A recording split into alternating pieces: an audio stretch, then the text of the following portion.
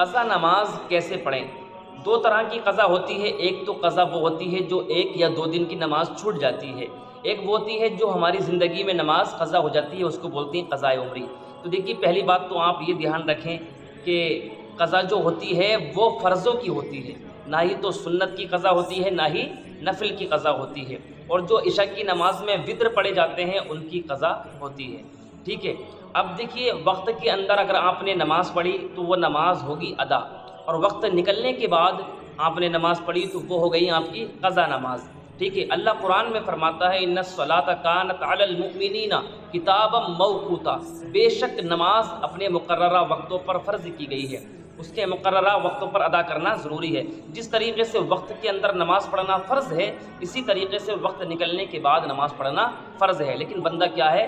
گناہ گار ہوگا، ٹھیک ہے۔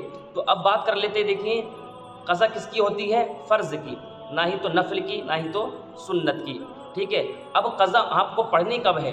دیکھیے 3 وقتوں کو چھوڑ کر سارے وقت میں آپ قضا نماز پڑھ سکتے ہیں۔ 3 وقت کون سے ہیں؟